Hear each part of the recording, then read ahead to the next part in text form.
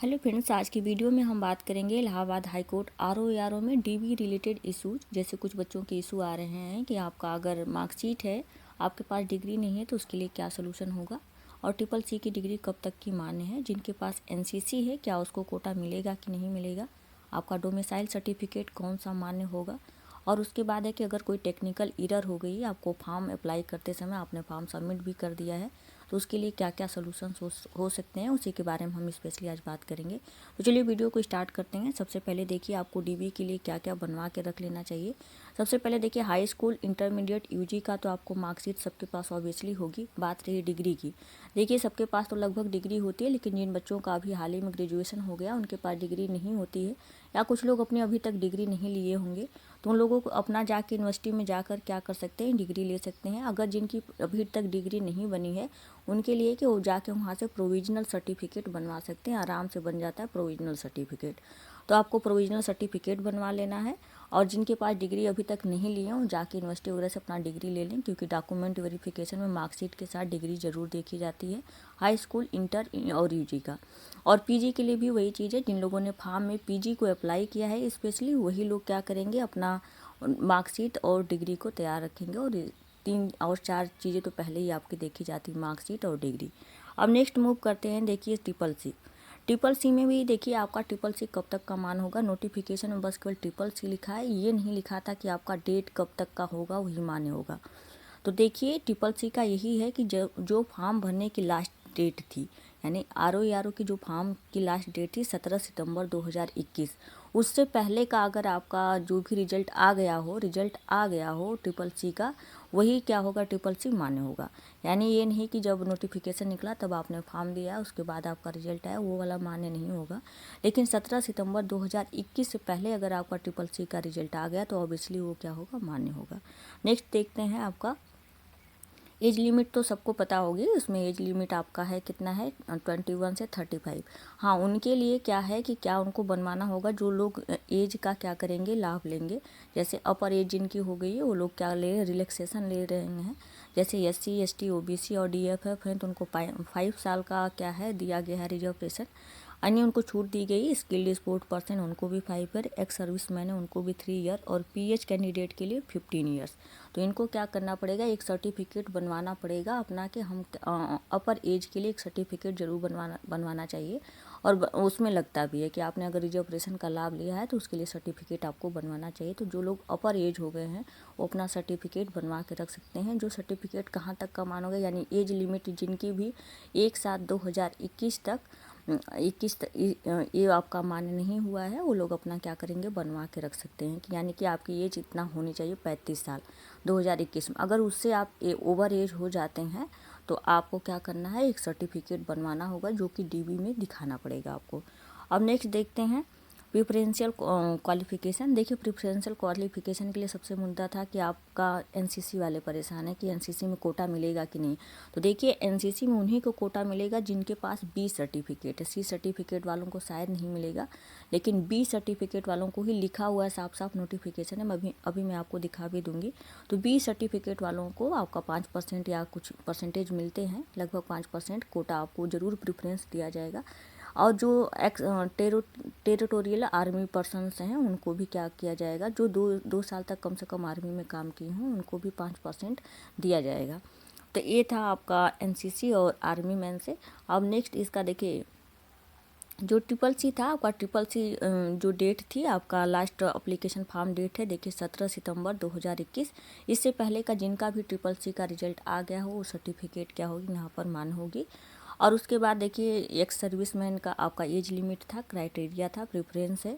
देखिए इसमें साफ साफ लिखा हुआ है कि जो टेरिटोरियल आर्मी पर्सन है, कम से कम 2 साल तक क्या काम करने किए हों, उनको प्रेफरेंस दिया जाएगा। और एनसीसी में देखिए लिखा who has obtained B certificate, B certificate वालों को दिया जाएगा, या बी सर्टिफिकेट के इक्वल में कोई सर्टिफिकेट हो उसको मान्यता दी जाएगी, यानी उनको प्रेफरेंस दिया जाएगा। एज लिमिट की बात है देखिए 21 ईयर और 35 साल है। उसके बाद जिन भी अपर एज रिलैक्सेशन दिया गया है, आपने देखा, हमने एससी, एसटी, ओबीसी, डीएफएफ को 5 साल, और उसके बाद ये क्या है 5 साल एज रिलैक्सेशन दिया जाता है। UP government skill sport person को, और उसके बाद है आपका जितने भी एक्स सर्विसमैन उनको 3 ईयर, पीएच को 15 ईयर। जो भी स्टेट है यानी कि आपके यूपी का स्टेट गवर्नमेंट रूल है उसके अनुसार इसको आपको क्या करना पड़ेगा, एक सर्टिफिकेट बनवाना पड़ेगा। अब नेक्स्ट देखते हैं डोमिसाइल सर्टिफिकेट। डोमिसाइल सर्टिफिकेट में देखिए इसका हिंदी में नाम होता है निवास प्रमाण पत्र, या इसी को बोलते हैं मूल निवास प्रमाण पत्र। दोनों एक ही होता है, बस लिंगुअल थोड़ा सा बोलने में आपका है कि दो चीज़ें आप बोलते हैं कि निवास जैसे शादी और विवाह दोनों एक ही चीज़ है लेकिन उसको अलग अलग आप बोलते हैं। तो इसी तरह इसका है कि निवास और मूल निवास प्रमाण पत्र एक ही होता है। जो लोग भी रिजर्वेशन का लाभ लेंगे उनको लिए तो बनवाना ज़रूरी है, तो बनवा लीजिए। और कास्ट सर्टिफिकेट, तो डोमिसाइल और कास्ट सर्टिफिकेट आपके लिए अनिवार्य है। लगभग बच्चे रिजर्वेशन का लाभ लेंगे तो आपको बनवाना पड़ेगा। अब डोमिसाइल सर्टिफिकेट आप कहीं से भी बनवा सकते हैं, बस उसमें डिजिटली साइंड होगा जो भी अथॉरिटी अपॉइंटेड है डोमिसाइल सर्टिफिकेट के लिए। तो आप कहीं से भी बनवाएं लेकिन उसमें देख लीजिए कि उसमें साइन वगैरह हुआ है कि नहीं हुआ है। तो ये है आपका डोमिसाइल सर्टिफिकेट का। उसके बाद देखिए महिला कैंडिडेट हैं उनके लिए है कि आपका कास्ट और डोमिसाइल सर्टिफिकेट पिता के साइड से लगेगा। जैसे कि कोई यूपी की लड़की है, उनकी शादी हो गई बिहार में, तो आप यूपी का जो अपने मतलब फादर के घर के साइड का डोमिसाइल और कास्ट सर्टिफिकेट दिखा के अपना रिजर्वेशन का लाभ ले सकती हैं, ये मान्य है।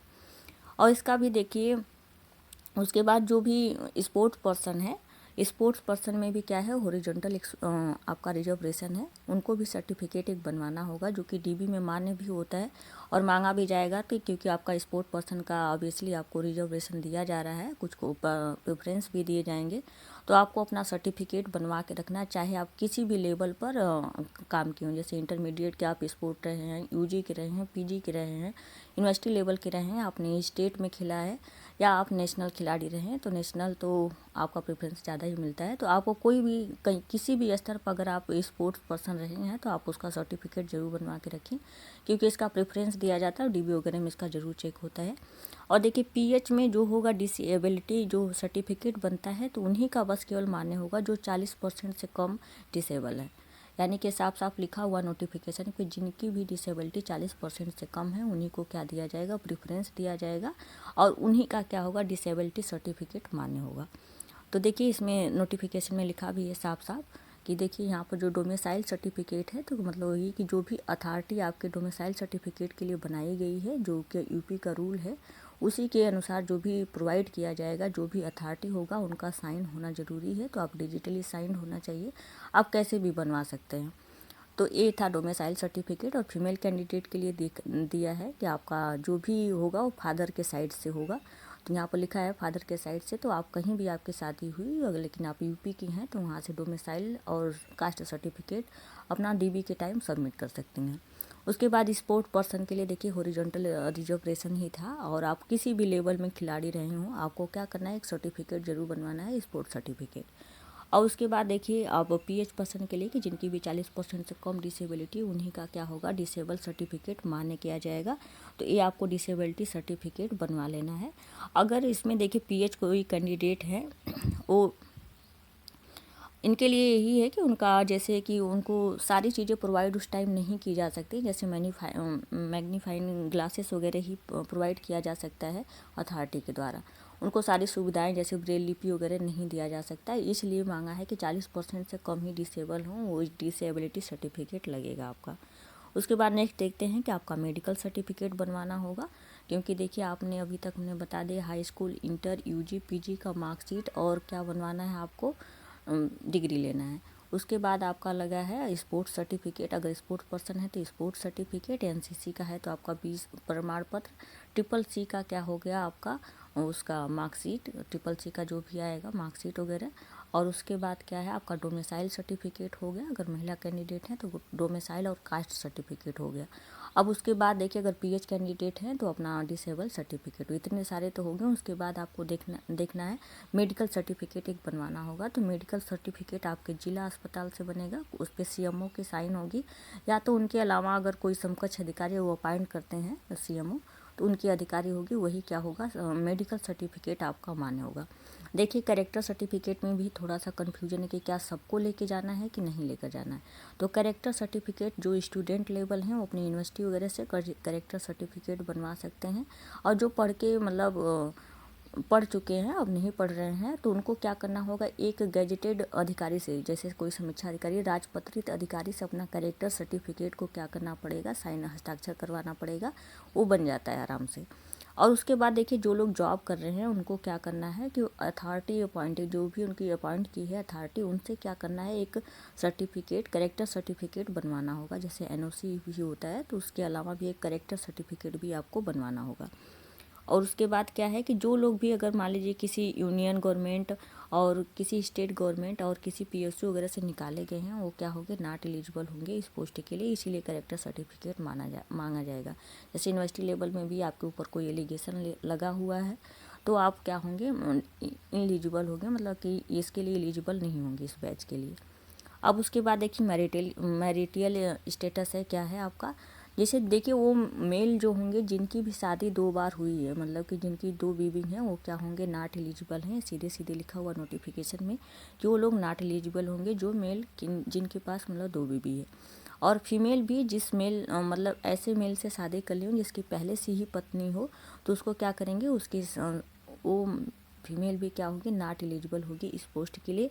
अभी तक के यही है, अगर हाई कोर्ट से कोई अदर आएगा, कोई इस पे जजमेंट आता है तो इसको इंक्लूड किया जाएगा। लेकिन अभी है कि जिनकी भी 2 शादी मेल में हुई है उनको नॉट एलिजिबल किया जाएगा। और जिन महिला ने पहले से ही जिसकी बीवी थी उसे शादी कर लिया हो तो उसको भी नॉट एलिजिबल करा दिया जाएगा इस पोस्ट के लिए। आप देख सकते हैं यहाँ पर सीधे सीधे लिखा हुआ है। अपना रूल वगैरह बताए हैं कि रूल 28 के तहत ऐसा किया गया है कि जिसके भी मोर देन 2 वाइफ्स हैं या उनसे लिविंग पर डिपेंडेंट है, उस पुरुष को क्या किया जाएगा, नॉट एलिजिबल घोषित कर दिया जाएगा। अभी तक का जो भी डिसीजन है इलाहाबाद हाई कोर्ट का, उनको डिसमिस कर दिया जाएगा। अब उसके बाद देखते हैं करेक्टर सर्टिफिकेट के लिए भी है कि देखिए अपॉइंटिंग जो भी अथॉरिटी होगी उससे आपको करेक्टर सर्टिफिकेट बनवाना होगा। और जो लोग भी स्कूल वगैरह लेवल के हैं, मतलब स्कूल मतलब कि आप कॉलेज लेवल के हैं, तो आपको अपनी यूनिवर्सिटी वगैरह से बनवाना पड़ेगा। अगर आप पास आउट हो चुके हैं तो आप राजपत्रित अधिकारी से बनवा सकते हैं करेक्टर सर्टिफिकेट। उसके बाद है फिजिकल फिटनेस, ये तो हमने बता दिया है कि सीएमओ से ही क्या कराना है, आपको साइन कराना है, चीफ मेडिकल ऑफिसर से साइन करा के अपना फिजिकल फिटनेस के बारे में आपको बताना है कि मतलब हम फिट हैं, मेंटली रूप से प्रिपेयर हैं इस जॉब के लिए। तो आपको एक मेडिकल सर्टिफिकेट बनवाना होगा। उसके बाद नेशनैलिटी का आप पढ़ सकते हैं कि आप इंडिया के सिटीजन हैं, तो लगभग बच्चे क्या होंगे, इंडियन सिटीजन हो। अगर 1-2% की बात करूँ, अगर वो इंडियंस नहीं है तो ये जो भी रूल्स दिए हों उनके अकॉर्डिंग उनको एक सर्टिफिकेट ज़रूर बनवाना होगा। अगर आप इंडियन हैं तो आपके लिए कोई प्रॉब्लम ही नहीं है, तो फिर आपको ये वाली सर्टिफिकेट नहीं बनवानी होगी। उसके बाद देखिए अगर फॉर्म भरते समय कोई भी मिस्टेक्स हो गई है, जैसे कि आपका डीओबी गलत कभी कभी किसी का हो जाता है गलती से, और ट्रिपल सी का कभी कभी पासिंग ईयर कुछ लोग गलत भर दिए, जैसे 2018 का है, 2017 हो गया, 19 हो गया, कुछ भी डेट में थोड़ा बहुत इधर कोई भी टेक्निकल एरर है तो आपको घबराने की ज़रूरत नहीं है। जब भी आप का डीबी होगा उस टाइम जाइए आप, जो भी एरर हुए, जैसे कि आपका डीओबी गलत हो गया, डेट ऑफ बर्थ गलत हो गया है, जैसे आपका था 5/9 आपका था, उसके बाद मान लेते हैं 93 था, 5/9 थे, आपने भरते हुए 94 कर दिया, या यहाँ पर कोई गलती या यहाँ पर मंथ में कोई गलती हो गई है, तो आप उसके लिए एक एफिडेविट बनवाएंगे जब जाएंगे डीबी कराने। कोई भी टेक्निकल ईरर हुआ हो, जैसे डीओबी गलत हो गया, फादर नेम, मदर नेम, कोई ईयर गलत हो गया हो, कुछ भी टेक्निकल ईरर हुआ है तो आप क्या करेंगे, एक एफिडेविट उससे रिलेटेड बनवाएंगे, वो आराम से बन जाता है। आप किसी भी जाके तहसील वगैरह पे भी, तहसील पे तो नहीं लेकिन डिस्ट्रिक्ट कोर्ट वगैरह पर बन जाएगा आराम से आपका, तो आप उसको बनवा के रख सकते हैं। ये थी सारी इशूज़ कि बच्चों के क्या क्या प्रॉब्लम्स आ रहे थे और उससे क्या क्या सोल्यूशन है। तो आई होप आपको इन्फॉर्मेशन अच्छी लगी। Thank you so much.